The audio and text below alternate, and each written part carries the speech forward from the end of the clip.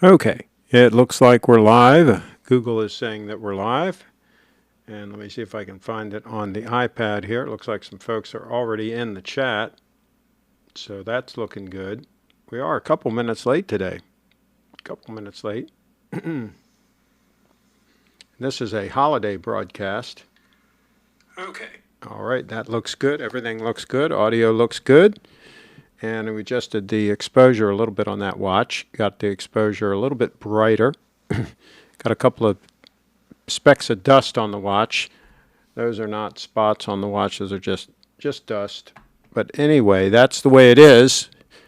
September 7, 2020. And see some folks talking about masks in the chat. Stig's in the house. And Kyle was second. Tim was third. And Lance says hello to Craig and all. And let's see here. How are you, Stig? And he said, politicians here are going crazy about masks. Beside that, I'm fine. How are you? It turns out that the data is showing that the masks were a really bad idea, that most areas where they wore a lot of masks, they had the worst spread. Because as it turns out, people touch their face a lot when they're wearing the masks, and so that increases the spread. The good news is that the virus ended up being a lot less deadly than all the experts said, and the death rate is actually very low on the virus unless you're like 80 years of age and plus, and you have a bunch of pre-existing conditions, on average 2 pre-existing conditions, and 80 years old. Other than that, it's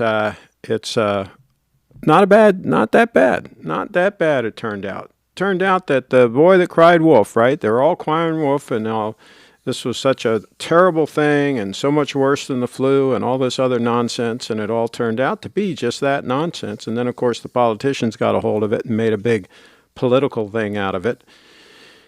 And both sides of the aisle made a big political thing out of it. So that's what happens, and the little guy gets crushed. The little guy is always the one that comes out with the short end of the stick. Let's see here. Kyle says it sounds like it's that way everywhere now. Fellas in the house, Craig, the best way for a young guy to look like he's on the move is a white gold or steel Patek, not a GS. No, I wouldn't go with white gold. I would certainly go with yellow gold. White gold would be a total fail on that. Kyle's in the house. Kyle says, Craig, by the way, you could go with something like that. You could go with that 002 Stunner. That is model number SBGY002, SBGY002. It's extremely rare. Hard to get your hands on one of those.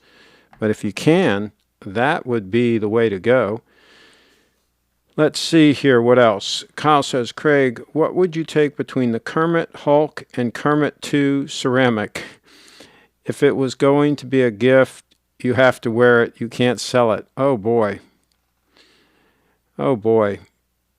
But, life is too short for me to wear a watch that I don't want, even if it's a gift. I mean, I guess if somebody really special gave it to me, I could make a sacrifice.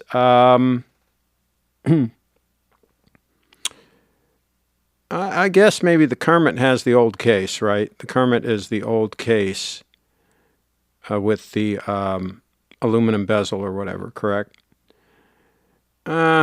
Maybe towards the end of the run, where it still had the solid end links and the nice bracelet and all that, maybe I would take that one. It's tough. It's really, because I don't like the super case, but I like the modern movement.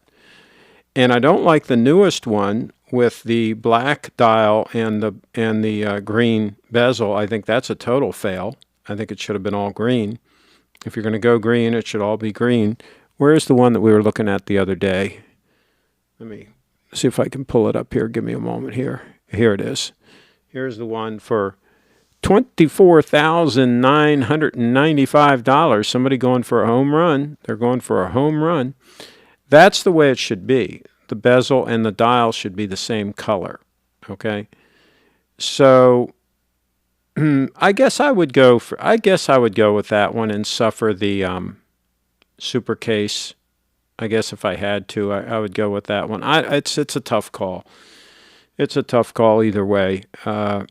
So yeah, that's a tough one. Let's see. Joey says data shows 7,000 people in the USA with no health condition died of corona.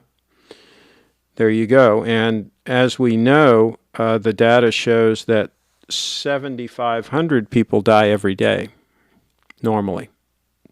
So there you go. Every day. Okay, 7,500. See, the problem is people have no clue about statistics. Statistics are not taught in school. A little piece of fuzz on there. Statistics, folks. It's all about risk factors, right? They never talk about the risk factors because the risk factor is very, very low for most people. For most people, by the way, the shutdown also, and having people be locked in their homes and so forth, that also increased the spread. So the places that had draconian shutdowns and required people to kind of stay home a lot and all that, they had the worst spread. Because as it turns out, that being in an enclosed area in the heat or air conditioning, a home that's all closed up. In New York, it was in the wintertime, it was cold, and so everybody's houses were closed up in apartments, and that air is all recirculated, right, to some extent. And so that really increased the spread, that lockdown. And then in Florida, when they had kind of a little bit of a spike there, not as bad as New York did, but that was when everybody went in the air conditioning and everybody was locked down in the air conditioning for a period of time. And so it spread a lot there. So the lockdowns increased the spread, the masks increased the spread. So basically it's the same old thing. When like Ronald Reagan said many, many years ago, the worst thing you can hear is when the government boys show up and say, we're here from the government and we're here to help, right? We really don't need their help. When they try to help, they pretty much screw everything up. So that's how that whole thing worked, and they're still screwing it up. So there you go. There's that out now that shows that 90% of the positive test results are wrong. 90%. Oh, imagine that. Imagine they test a whole bunch of people and they say a whole bunch of people are positive and 90% of those are false positives. That's pretty good, huh? Pretty good, eh? So there you go. And people wonder why I own Bitcoin. By the way, I might buy some more tomorrow. Might buy some more in my GBTC fund. I might buy some more GBTC in my Roth IRA. Might buy some more tomorrow when the market opens. So I can't do that until the market opens. These glasses, the problem is with this light, with the lights, they reflect off the glasses, and that's a thing. Let's see. Let's see. Hey, Craig, that's good info, Joe. Do you have a... Yeah, actually, the CDC released some data regarding the number of people that have died with pre-existing conditions versus not. Yeah, and I don't know if it was 7,000, but it's definitely a considerably lower number than the total. And by the way, a lot of the people that they classified as dying with the virus actually didn't. They actually died of something else, and they classified them that way because the hospital gets a lot more money if they classify them as COVID. So Tim's in the house. Some reporting of cases here has been misleading. Old person died of blood clot, but because they had the virus, they recorded it as caused by the virus. Well, sure, of course, they're going to get that money. Joey's in the house. Businesses in New York City are hurting bad. New York City equals bankruptcy city. It could be bad. Absolutely, it could be bad. And, the politicians, they keep getting their paychecks, right? They don't have to go without. They don't have to suffer. And they don't mind, though, if others suffer big time, right? So here's the 231 stunner on wrist. the amazing 231 stunner on wrist. And of course, there's the 002 on the bench. The 002 on the bench today. The lovely Brianna's in the house, and she says, hi, all. And there you go. So she's pretty amazing. She's been doing some research lately, and it's Happy Labor Day. By the way, are you doing your double exercises today, lovely Lady Bree? Remember, you promised that you would do double exercises today? Okay, let's show her website. Let's do that. We got her bug in the upper right-hand corner, so there's that. But let's show her website. BreeFitDance.com, folks, BreeFitDance.com. You can go there. There's all kinds of links. We even added a new QR code so that you can send Bitcoin directly to her BlockFi account so she can get interest on that Bitcoin. So you can send some Bitcoin directly to her BlockFi interest-bearing account. So she's got some Bitcoin on BlockFi to get interest, to grow her Bitcoin. That's a pretty good operation. BlockFi, pretty good operation, I think. And our Wags has signed off on them. He says they're a good group of folks. So there you go. And a lot of folks are greeting the lovely Lady Bree. And she says she's walking and jogging now. Oh, excuse me. So that's pretty good that she can walk and jog and be in the chat. That's pretty good. Okay. Stig, and by the way, it's gorgeous outside. Stig, Craig is right. Most people do not know a thing about statistics, and yet they believe every word they hear in the news. Yeah. The problem is, here's the problem. This is the situation. Let's show lovely Lady Bree's website again. Here's the problem. The problem is that the old media are struggling. They're dying. They're like the dinosaurs in the tar pits, right?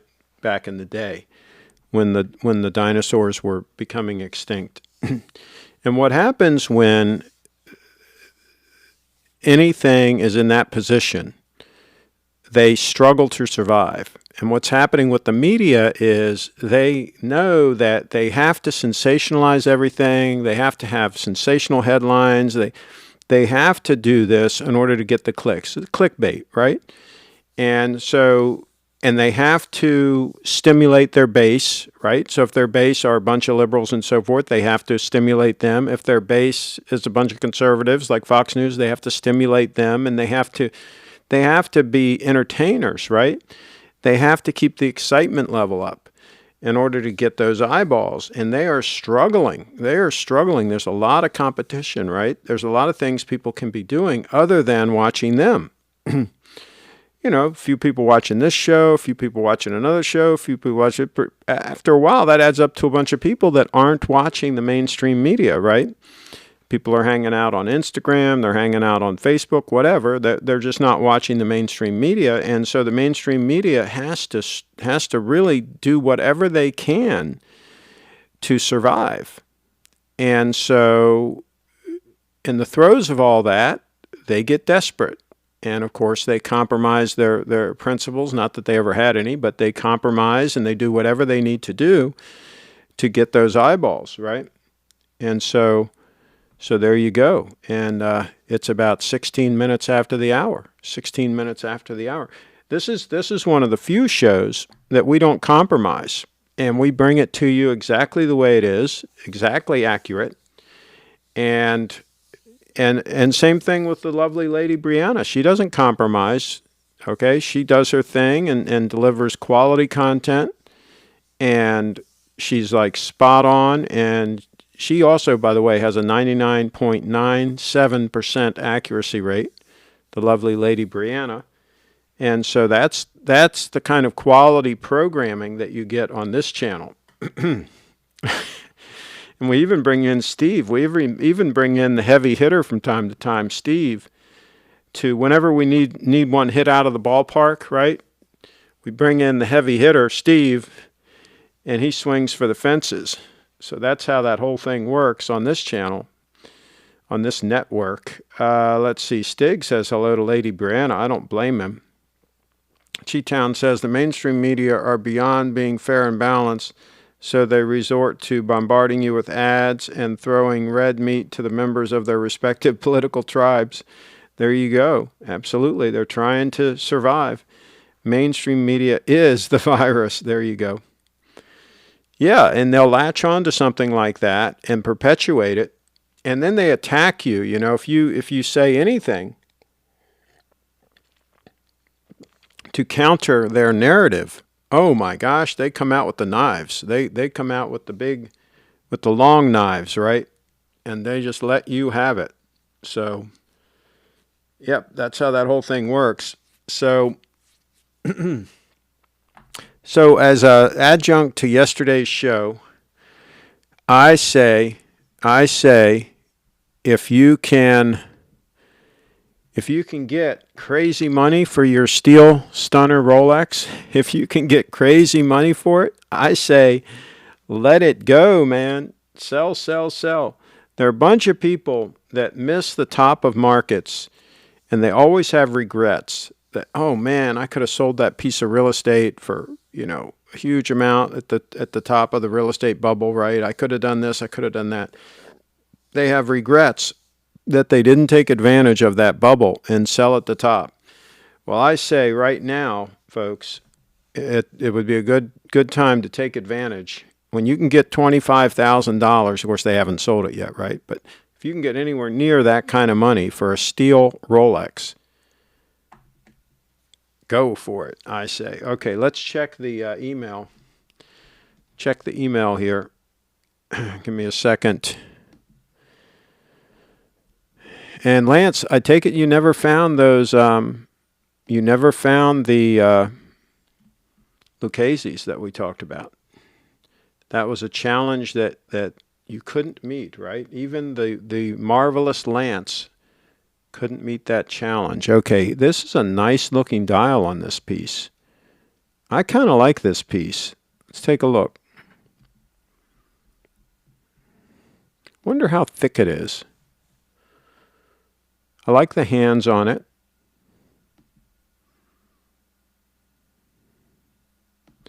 Very conservative looking.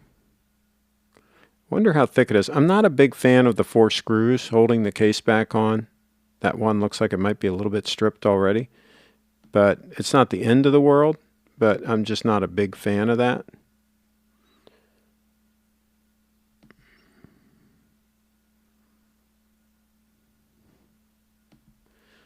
Wonder how thick it is. Looks like it's got a deployant clasp. That's a big plus.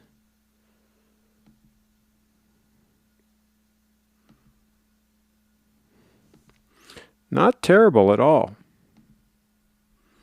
Not terrible. Let's see if they say, so it's $6,200. It's in Germany. Let's see what they say about the thickness of it. And I don't think they really say. Oh, here we go. I can't really tell. Oh, here we go. 39 millimeter. 13 millimeters, so I guess that's the thickness. Not terrible. I would have liked to have seen it to more like 12.5 or even 12. Would have probably be preferable, right, for me. It looks more like a dress watch. So it's a little bit on the thick side for a dress watch for me, but not terrible, not hateful. Your mileage may vary. All right.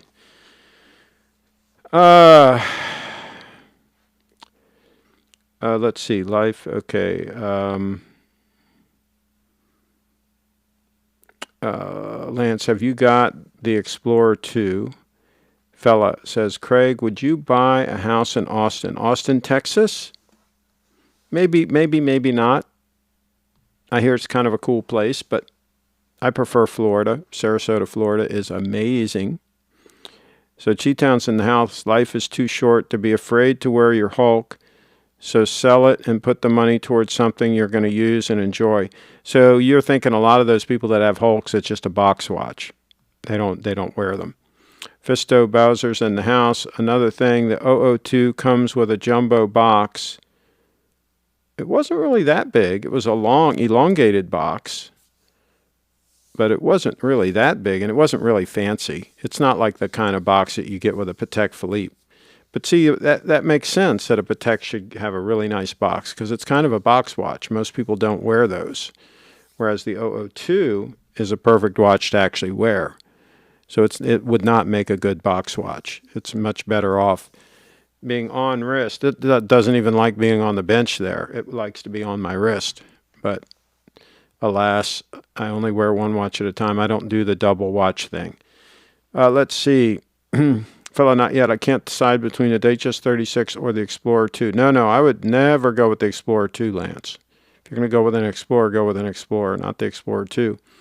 Tim's in house. Craig, a new gold stunner from GS released. You may sell the 231 and replace it with the... Yeah, I don't like the case design on that one, Tim.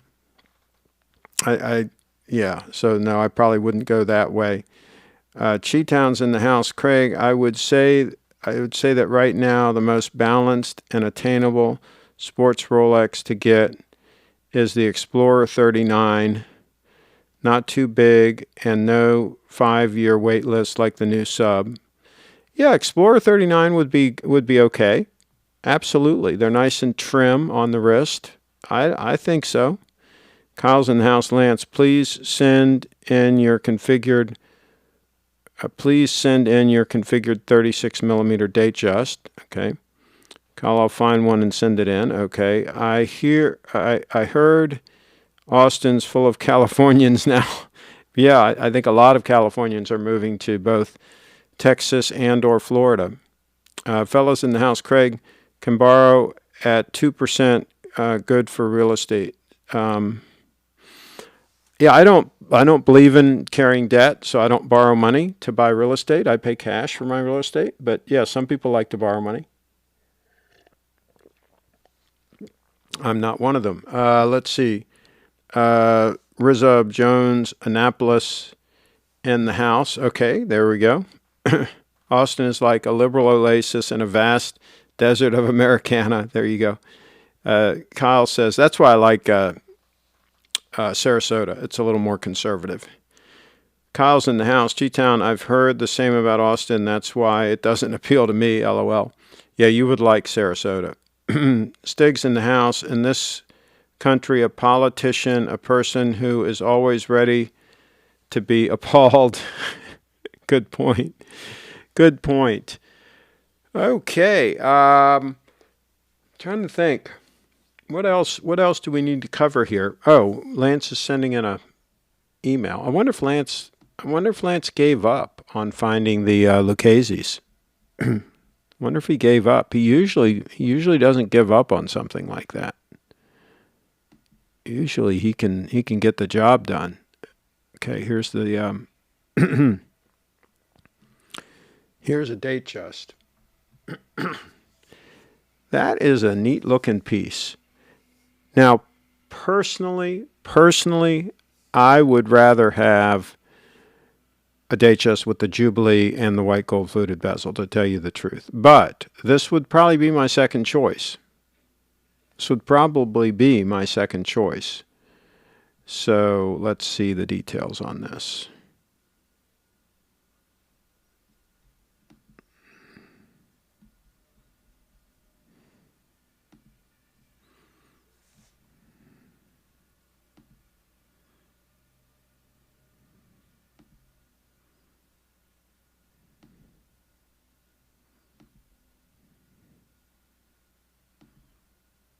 Nice piece. Full box and papers. Nice piece. I wonder what retail is on that piece. I wonder what retail is and what you could actually buy one for new at an AD with a discount. I'm sure you can get a discount on one of those at the AD. So, yeah, not a terrible piece. Let's see. If you like to pay cash for your house, don't move to California. Overpriced. There you go. Yeah, I wouldn't be a buyer at real estate right now, really anywhere. I think the market is overbought. I think things are in another bubble.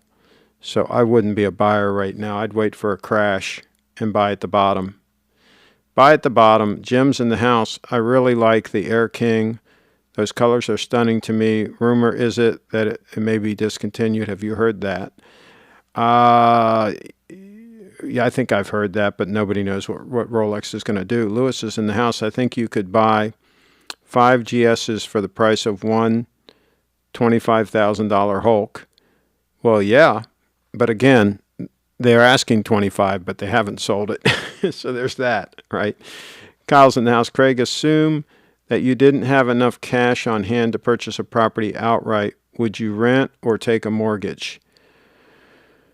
I would probably save up. I would probably rent something as cheap as possible, like a room in a little old lady's house, right? As cheap as possible, which is actually what I did. I rented a room in Kensington, Maryland. It was actually North Bethesda, and lived there for a couple of years, and I saved like a crazy man, and then I bought my first place for cash. So I think that would be what I would recommend. Let's see. Retail on as retail. I guess on 126200 Datejust with a smooth bezel moisture bracelet is $6,800. Yeah, so he could probably buy that watch for that price brand new. I think he could probably get that much of a discount. Be my guess. Especially if he tells them that we'll put it on TV, right? We'll give them some publicity. Let's see, Craig, are you in the hunt for any watches for yourself? You seem set for life. I'm probably set for a little while, unless they come out with a significant upgrade for the 231 here. I'm really happy with the 002. There's virtually nothing I would change on that watch. If they came out with a thinner version of this watch, maybe even like a little smaller, like a 42 mil, that was like 12 mils thick, it would have to be a substantial improvement, right? And then I might think about upgrading. But other than that, I'm extremely satisfied with my two watches. I'm probably more satisfied with the two watches I own right now than any two-watch rotation that I've had in the past, including a Date 8 in rotation with a GMT Master 2, including that combination. Because with that combination, from time to time, I had one would stop on me, right? And that was kind of irritating. With this rotation, I don't have that problem because pretty much every day I wind the manual wind watch, and this one just is always pegged full. I wear it enough each day that it's always full. So it's a great rotation for me. Let's see. Craig, why wouldn't you use debt at 2%? I don't like paying people interest. I don't like owing somebody else money. And I'd rather put the 2% in my pocket, right? I'd rather not spend that 2%. And it's risk. Anytime you take on debt, it's risk, and it adds pressure to you. There are a lot of downsides to it. Most people that have a lot of debt are broke, and they stay broke. Very few people get wealthy by taking on debt. So there you go. There might be a few that do it, but the vast majority do not. That is great, Lance. Go to the AD and get it new if they can discount it. I like the white dial.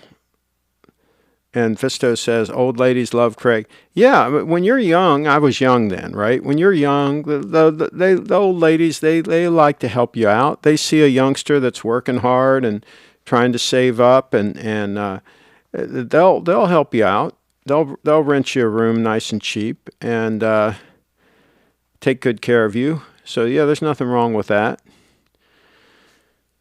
Let's see. Do they do discounts anymore given the madness? I think you can get discounts on a Datejust, absolutely. Lewis says GS is due for a new diver design. Let's see. But they don't listen to us, though. We've given them suggestion on what they should do, but they don't listen to us. And Chi-Town's in the house. He says, Craig, Does putting your diver on its side affect its timekeeping as opposed to dial up? Well, mine doesn't spend that much time. I haven't noticed anything. I generally set it down flat and I wear it when I sleep all night. It's on wrist. The only time it comes off wrist is when I'm wearing the 002. So if I'm going out to a meeting or something, I wear a suit and all that, I'm wearing the 002. And that might be for several hours in a given day, 3, 4, 5, 6 hours at the most, probably on average. And so those times it's usually just laying flat. And I don't think that affects these spring drives because of the way that it's regulated. I don't think the position has any effect on them. But maybe there are better experts than I that can touch base on that. But it's just insanely accurate. I got really lucky with this particular unit. So, yeah. Lance, Kyle, hopefully I'll get one in the next year or two. Fisto says the Seasons Grand Seiko are gorgeous, might make for a good, dressy, non-gold watch. Absolutely. I think that would make a nice all-arounder for somebody if they wanted a one-watch solution.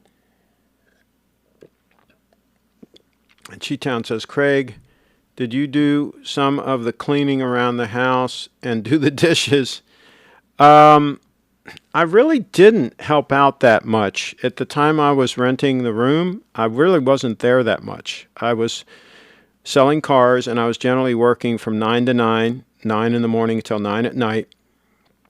And sometimes I even got there a little bit earlier than 9 in the morning to go into the service lane and chat up some of the service advisors and some of the top mechanics and maybe bring them some donuts or something, because you try to get referrals from them, right?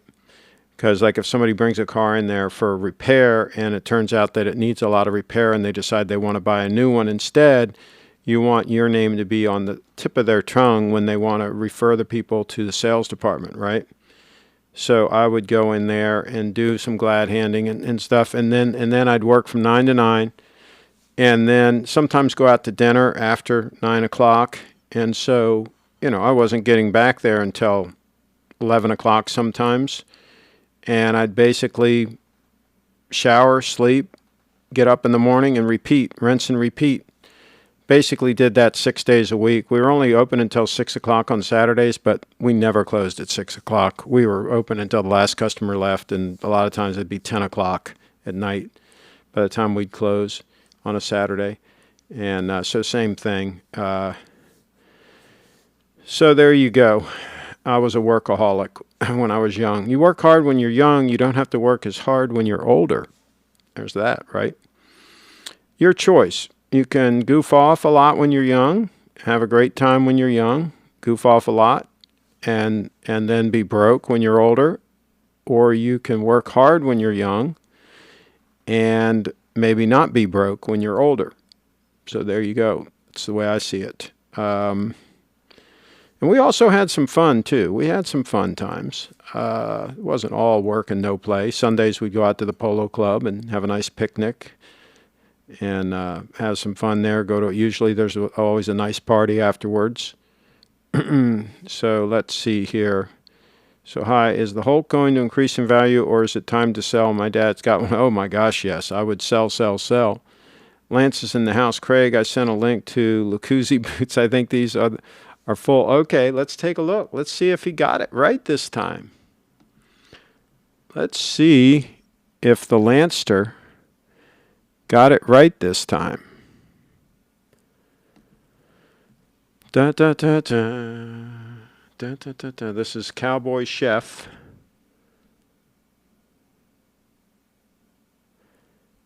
Okay. I think he's got it. Yeah, see it in the breakdown here. It says that they are the vamp material is full quill ostrich, and the quarter material is smooth ostrich. I guess the quarter material, they're calling, this is sometimes referred to as the shaft. So yeah, if we take a closer look, you can see the texture. See the texture to that leather? It has a special look to it if it's actually ostrich. And then there's the bottom part is ostrich. And so there you go. He actually found them. But now I will tell you that these are men's. Okay, these are men's. So what's really hard to find is the ladies, the same boots for the ladies. That's what's really hard to find. You can find a few places selling the men's, but finding the ladies, that's really tricky. So good job, though, Lance. Good job by the Lancer. Let's see. And Fisto Bowser says, personally, I like the summer and winter ones. Okay. That would be great, Lance. At Blazing, did he pay $25,000? Did he pay $25,000 for what? He paid $9,000. Okay, but okay, for the one that he bought. Yeah. Craig, what was the most expensive car you sold at the dealership?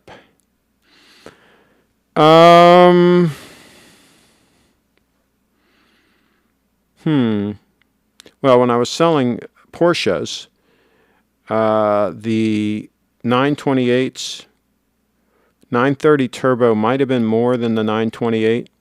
I don't recall, but they were close. It would probably be a loaded up 928, 928S or whatever they called them at the time, or a 930 turbo. Probably be one of those two would be the most expensive cars that I sold. Now, of course, at the Chevrolet dealership, it was the Corvette, right? At the Dodge dealership, it was probably a loaded Magnum. Although some of the trucks, if you got them loaded up, see, the neat thing about selling the trucks is they didn't have a Maroni sticker on them. So you could pretty much price them any way you wanted. And the people didn't know, right?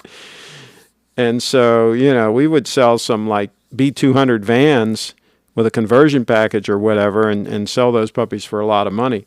I remember my buddy, we were sitting at the tower. There in the corner of the showroom at Wheaton Dodge, there was what we called the tower, where a couple people could sit, and there was a phone there, and they'd have the up calls, sales call on line one, and bam. And what you would do is you'd literally hit the edge of the receiver on the phone. You'd hit it and pop it off because you wanted it to light up first on her switchboard so that she punched it into you, right? Because it was every salesman wanted that call, right? So the ones that leisurely reached for the phone and picked it up, they didn't get the up call, right? If you had your hand like resting on the phone and you like flipped it like that and flipped it off, then it would light up, a second or so sooner on her thing and you'd get the call, right? So we were sitting at the tower. I'd have my hand like hovering on the phone and you get that up call. And then what was really funny, when the Dodge Omni 024 came out, that was a two-door Omni, Dodge Omni. They weren't very good cars anyway, but anyway, they had a four-door version, hatchback. Then they came out with the 024, the two-door, and nobody had them in stock. I mean, nobody had them, right? It was a brand new model, and you just couldn't find them. And so everybody was calling and asking for the 024s, right? And when I'd get the sales call, I'd answer the call, and I'd say, sure, yeah, no problem, come on down. Come on down. Oh, you mean you've got them in stock? I says, no problem. I didn't say yes, right? I said, no problem. And I said, come on down. And so they'd come, and I'd greet them, and we were at Wheaton Dodge, and our storage facility was over near Colonial Dodge off of Randolph Road near Rockville. And it was a couple miles away, like, maybe 2 or 3 miles away, right? It wasn't that close. We had a big storage lot there because Jack Fitzgerald also owned Colonial, right? So I'd say, yeah, let's take a ride over to the storage facility, right? And we'll take a look. And so we'd get in the car and we'd drive all the way the hell over there. And there'd be no 024s, right? But we had a bunch of Dodge Challengers, which were made by Mitsubishi, which came in a couple of different colors, like silver and orange. And there were just a couple of different colors and a couple of different trim levels. But it was a neat little car, very well made, Mitsubishi. And you close the door, you know, it's very solid sounding. And so anyway, one of them had the 2.6-liter engine in it, and it was pretty cool. It had power windows and stuff. But those were leftover 1978 models. The 1979 was the 024 that they wanted, right? So these were leftover 1978 Dodge Challengers, which we couldn't sell. Nobody could get rid of the damn things. And so there was a big bonus on them. There was a $250 bonus on selling one of those puppies. So I'd take them over and I'd show them the Challenger. I'd say, here, there's a two-door, beautiful. This one's got power windows and so on and so forth. Here, see how nice the door closes? You know, I'd go through the whole. I'd say, listen, I'll tell you what, we need this back over in Wheaton anyway. Why don't you drive it back? You follow me, and you'll see how nice. Well, I really wanted an 024. Well, hey, at least drive this one and see what you think. And of course, I can give you a great deal. And so they'd follow me back, and the cars did drive nice. They're nice little cars. And so to make a long story short, I sold more of those one month. I think I sold like 18 of those puppies, each with a $250 bonus, right? And in 1 month. And so that was very lucrative. And the other salesmen couldn't figure out how I was doing it. How I was selling so many Challengers, because nobody could sell the damn things. Everybody wanted the damn 024, right? And so, yeah, we had to do what we call the switch. We had to switch them. Let's see. Sell now. Craig, I think you missed a comment before last. Okay, Fisco. Where? Okay, personally, I like the summer and winter ones. Okay, I saw that. That would be great. Blazing, he paid $9,000. Craig, okay, I saw that. Craig, no, put the comment in again if I missed it. Clive says, sell now or buy from me. Email me if interested. Kaz says, are you buying those live on the show, Craig, the boots? No.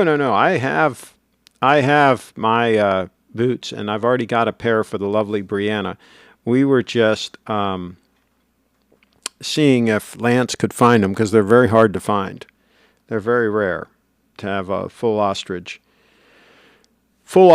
boots. Most of them are just ostrich on the bottom part, right? Okay, so Cheetown's in the house says, Craig, being in Maryland, did you have to fight the mosquitoes at those picnics? No, they were never that bad out at the polo club. Wasn't that much standing water out there.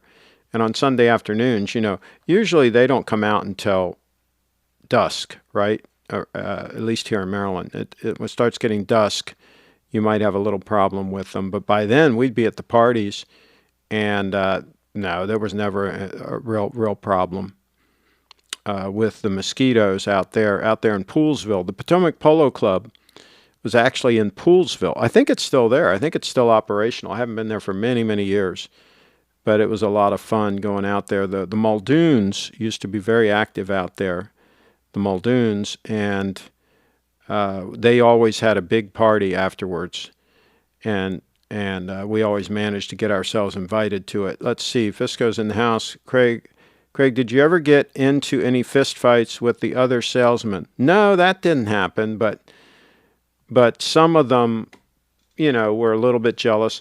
What happened was most of the salesmen, the new salesmen that came in, they were our gophers, right? They would run errands for us, and you know, we just kept them busy with busy work, and they had to prove themselves before they migrated from gopher status to like a regular status, and then to what's called a TO man. I was a TO man. I pretty rapidly became a TO man because I could close deals. And the way it worked in the system with Wheaton Dodge was they had a TO system where you could not walk a customer. Period. Under no circumstances could you walk a customer. In other words, you could not let the customer leave the dealership, okay, unless they bought a car, okay? If you let them leave the dealership without buying a car, you were to get in the car with them and go because you were fired, right? So you could not walk a customer under any circumstances. You had to get them inside the showroom and get them in an office and turn them over. That's called TO. Turn them over to a TO man. And so they'd get them in there, and then they'd come get me, and I'd go in and I'd take a shot at this person who obviously has said no. They don't want to buy a car. They want to leave, right? And so the salesman has to turn them over to the TO man. So then I would take a shot at them, and if I couldn't get them, I'd turn them over to the sales manager. And then the sales manager, if he couldn't close the deal, he would turn them over to the general sales manager. And usually that was as far up as it would go. Usually there wasn't anybody in higher than the general sales manager at the dealership at the time. If the owner was there, then, Jack Fitzgerald would talk to him, but he usually wasn't there. So anyway, you'd TO them right up the line, right?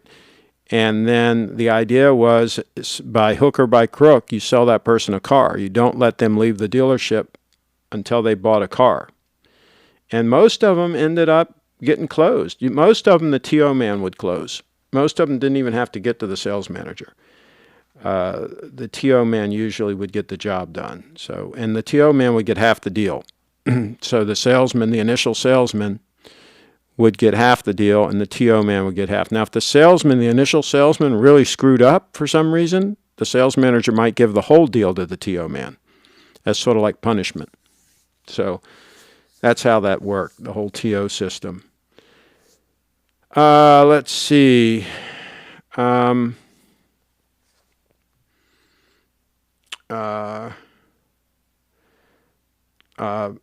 Bowser says, why a month? I don't know what that means. Cheatown says, nowadays these full-size trucks are licensed to print money. They sell for huge prices with all those options. Oh my gosh, yes. Trashy Larry's in the house. I hate work, but I'm broke. Cheatown says, did you sell any Plymouth Superb? I didn't. We weren't a Plymouth dealer. No, we were. I was at Wheaton Dodge. That was my first car dealership that I worked at. Visco says, Craig, if you were down and out with no other choice, would you rather work as a tutor salesman or file for unemployment? Oh, boy, that'd be terrible. That would be terrible to have to sell tutors, but I guess I'd do that, yeah, before I'd go on unemployment. Visco says, missed comment, if you were broke and desperate for cash, would rather take a loan from the bank at 2% or 0% from the mob. Yeah, I don't think either one of those options is that good. But yeah, I think dealing with the mob would be not a really good move. So probably the bank at 2%. Thank goodness I don't have to do either. Stig's in the house. Craig, that was a fantastic trip down memory lane. Rolex ADs could learn a lot from you. Yeah, well, they don't have any product to sell. That's the problem they've got. The Applegate Experience, he's in the house. I manufactured the Poolsville LED EMC. Okay, there you go. Lance is in the house. Craig, I think I found a pair of ladies' Lucchese boots in full ostrich. Check the email. Okay, yes, we will check. Lance is on it, man, today. He is no joke. He is no joke. No joke at all. The Lanster. Full quill ostrich, Western boots. Okay, let's take a look. Let's take a look at the photos.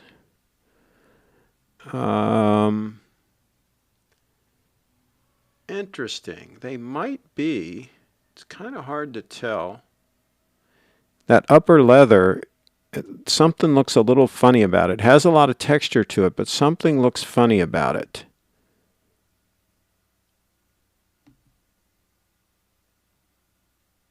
They are interesting, though. Something doesn't look right, though, about some parts of them. First of all, the back part is not full quill, just the front part, so that's unusual. Let me see what they say. Yeah, I'm not sure that those are. See, when they say full quill ostrich, they're just talking about the part that has the bumps from the. See, that's full quill, right? I'm not so sure that this upper here is ostrich. I would kind of doubt it that it is on these. Something just doesn't look quite right about it. Usually, first of all, usually it's the same color. If it's all ostrich, usually it's all the same color. It's not a contrasting color like that. So my guess would be, and especially since they don't say that that the shaft is ostrich, my guess is those are not. That's my guess on those. There you go.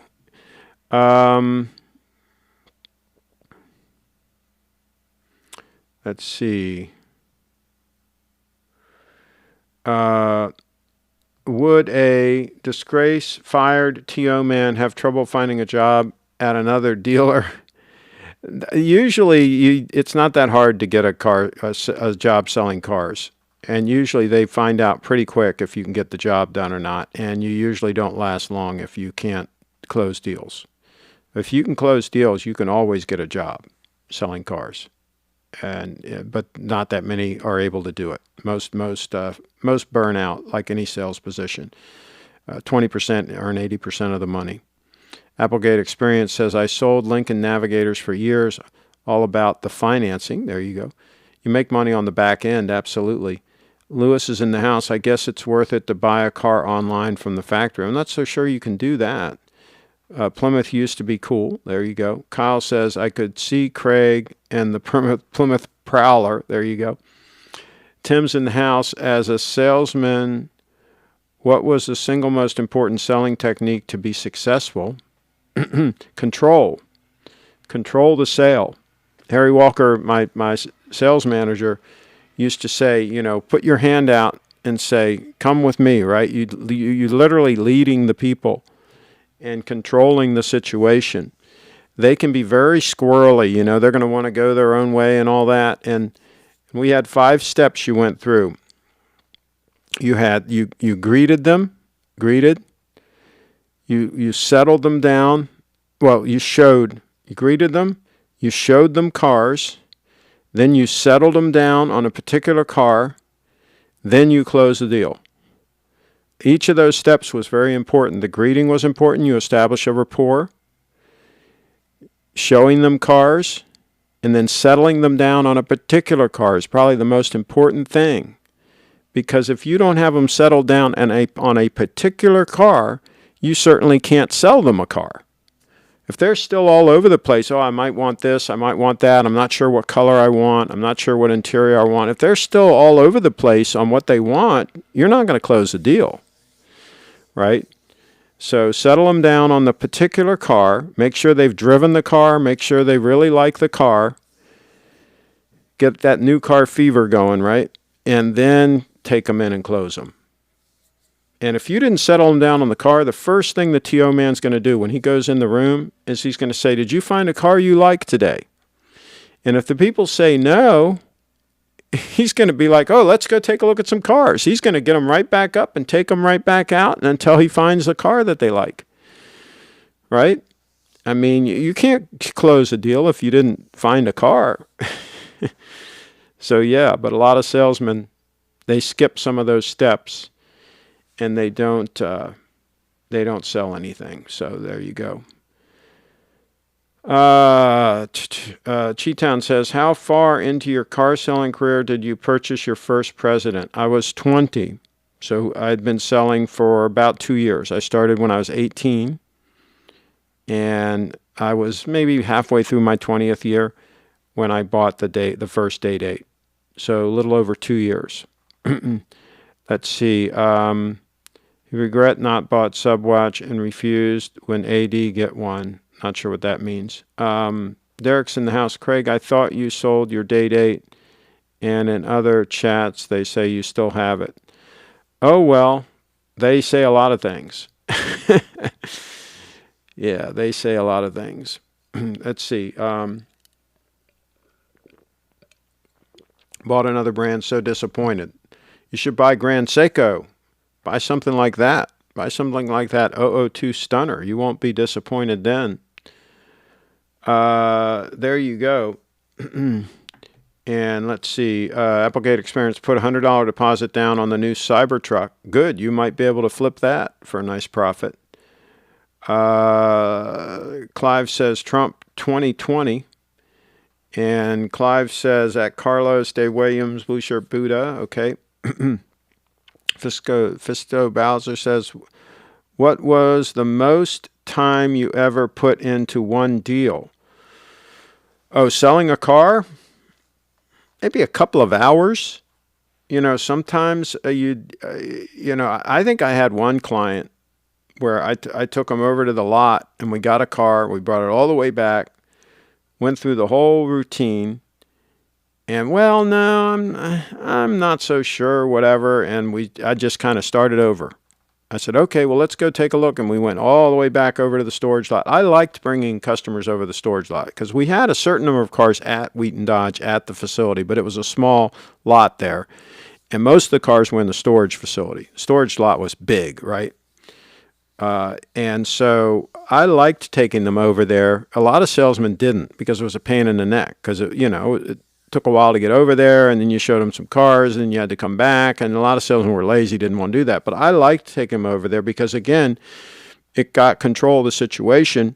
They couldn't go anywhere. If they're in the car with you and you're going over there to the storage lot, they can't go anywhere, right? They can't go to another dealership, whatever, right? They can't excuse themselves and leave, whatever. I mean, they're basically captive.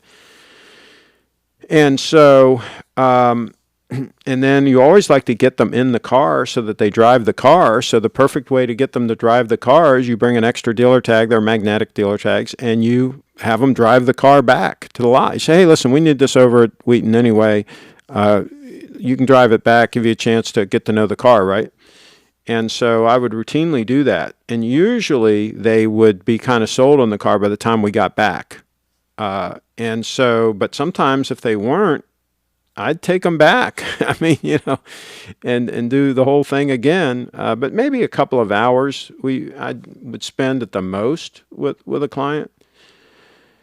Some Saturdays, I mean, I tried to sell 2 or 3 cars in one Saturday. While all the other guys are in the back eating the free chicken, right? They always bought lunch on Saturday, right?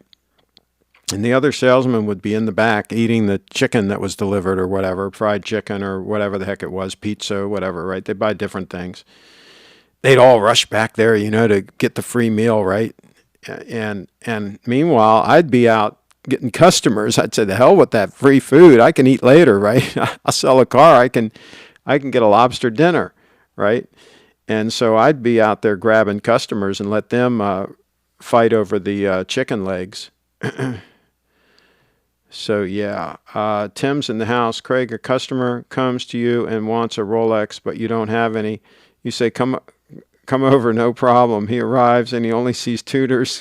Can you sell the Tudors? Yeah, I mean, if you're a salesman, you're going to sell him whatever you've got. That's right. You're going to sell that person whatever you've got.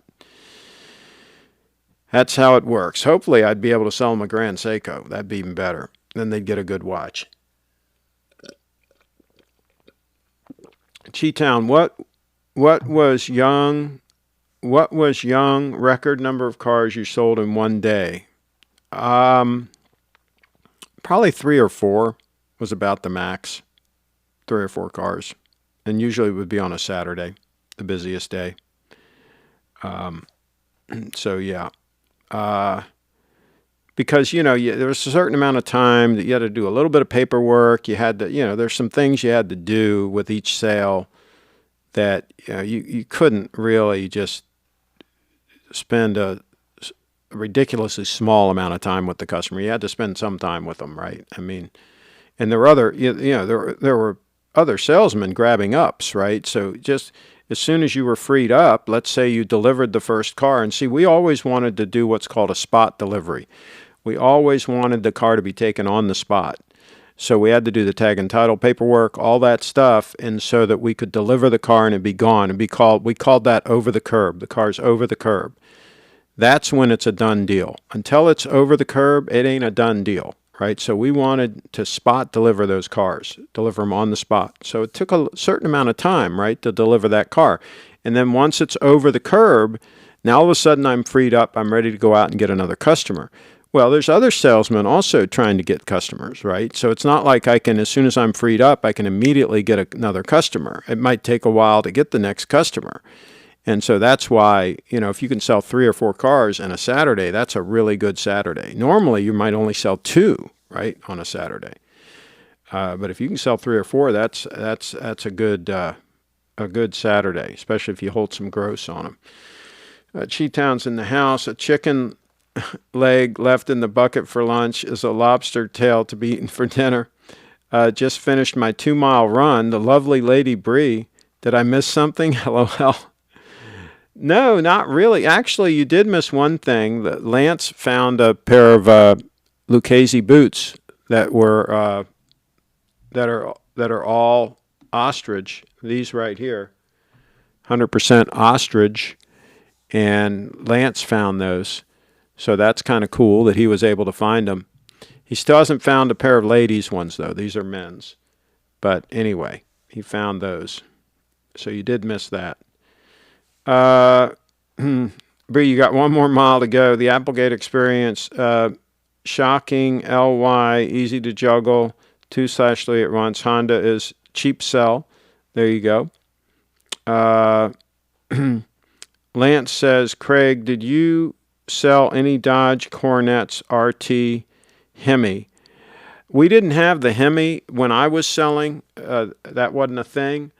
But the highest performance car that we had when I was there was the Dodge Magnum, and some of them had the 440, or was it? No, I think it was a 400 high performance. I don't think they had the 440 then.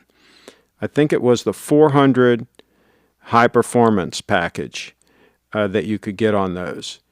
And I actually had one for a demo for a while that was a loaded, had T-tops and white with white leather, red carpets, fully loaded. I actually sat down with Johnny Fitzgerald when we ordered it, John Fitzgerald III, son of the owner. He was 16 at the time. He started working there when he was 16. He's a couple years younger than me. And I sat down with him when we ordered that thing, and we literally checked every box, every option. And then he got it. He drove it as his demo for a while, and then when he was done with it, I got it. And that was a pretty wild car. Matter of fact, I think I have a picture of it. Let me see if I can find a picture of it. Give me a minute here. Oh, by the way, here are the lovely Lady Brianna's boots. The lovely Lady Brianna's stunning. Those are rare puppies, okay? You try to find a pair like that. Good freaking luck. All right, so let me find this. Let me see if I can find the Magnum. Give me a second here.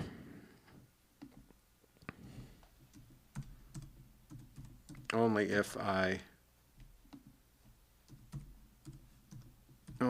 tagged it properly will it come up here. Okay, I got lucky. Lucky. That puppy was loaded.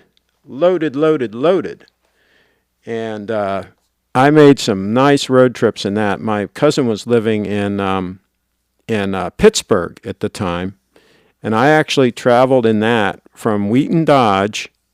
It was maybe 9 o'clock at night when I left, and I made it to his place in Pittsburgh in 2 hours flat. 2 hours flat. I had the tires blown up to about 45 pounds of air all the way around, and that sucker would cruise at about 140. Easy. Nice, smooth on the highway. That had the 400 4-barrel heavy-duty engine in it. That was loaded to the freaking gills. So that puppy was no joke. Okay. Let's see.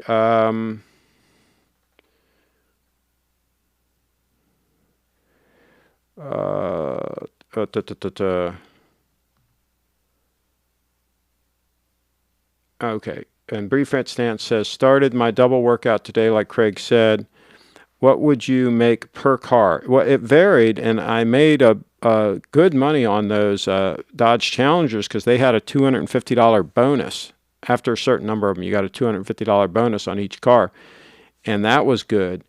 It depended on the gross that we held, and I tried to make, at least like $500 on a car, but I didn't always make that much.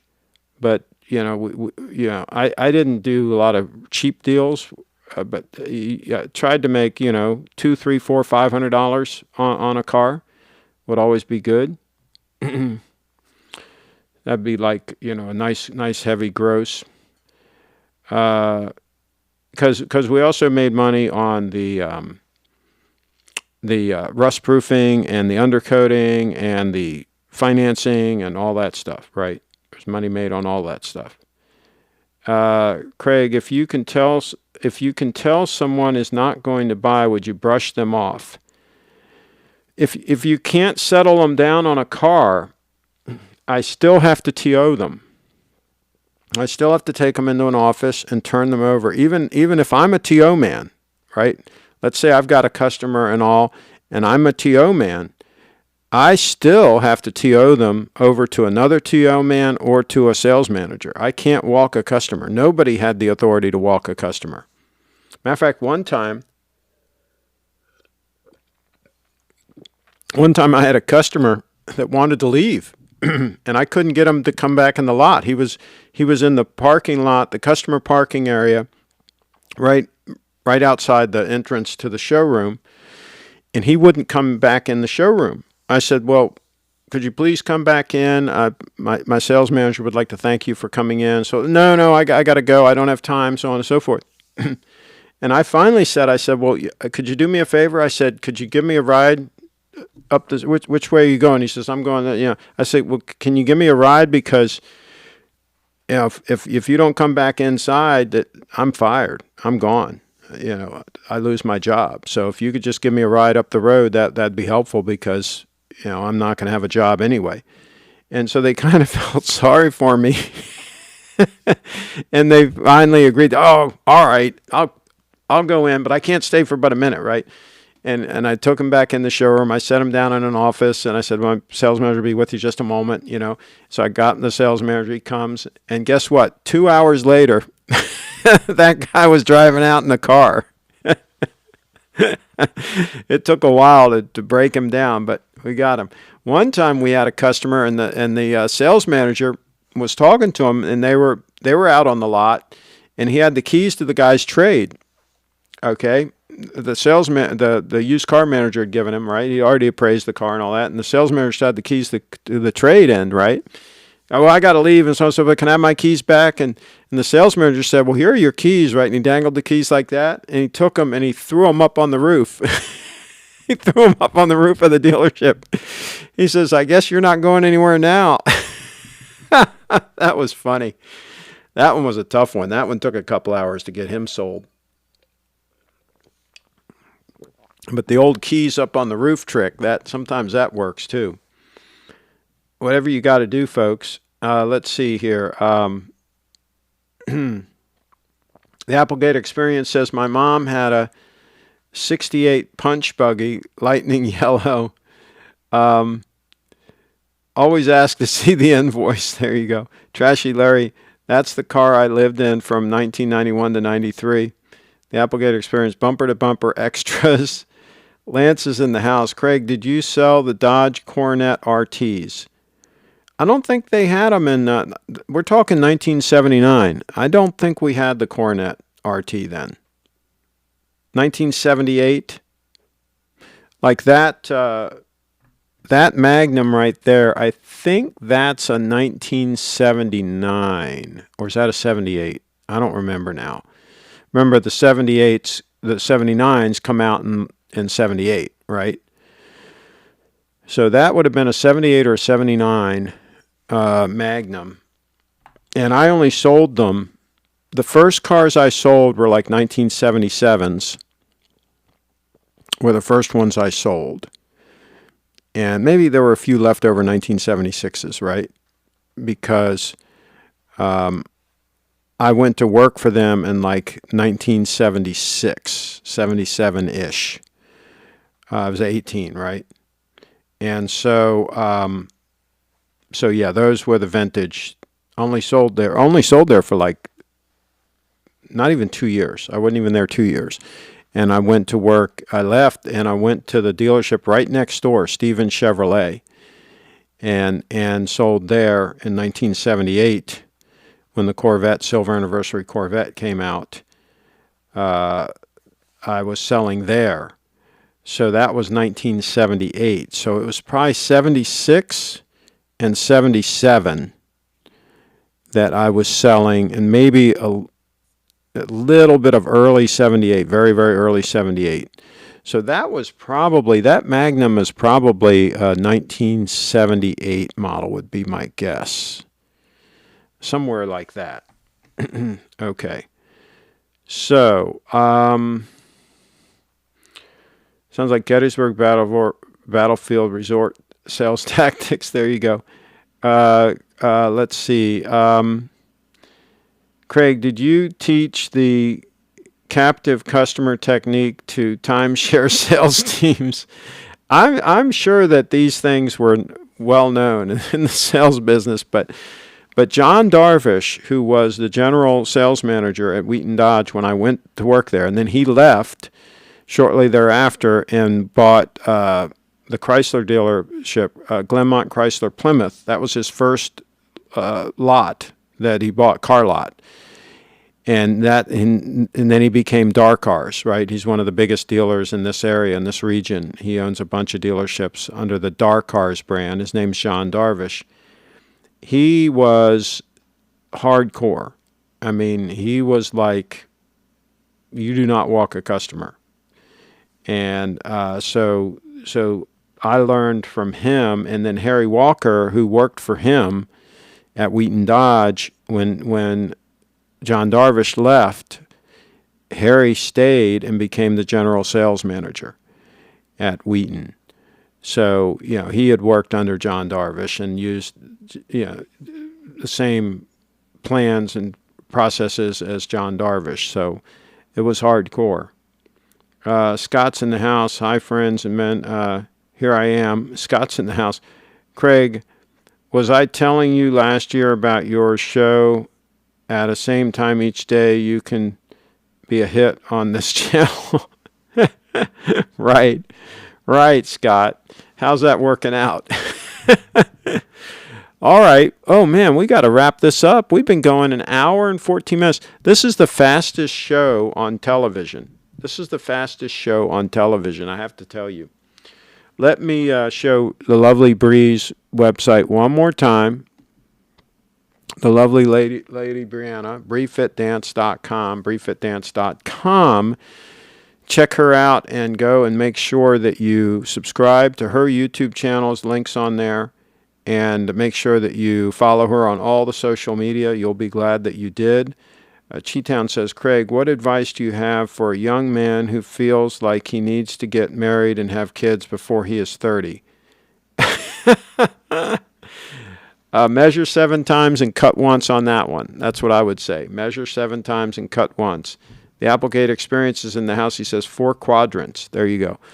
All right. I'm going to show you the 002 Stunner one more time. Oh, wow. How'd I cut off of that picture? The lovely Brianna. And my, that was my Oxford, it is, what's that? Alpaca. That's alpaca, that sport coat that she looks a lot better wearing it than I do. So there you go. All right, let me show you the 002, and we're going to wrap this puppy up. That's what we're going to do. We're going to wrap it up. Hey, click subscribe, click the bell, the notification bell.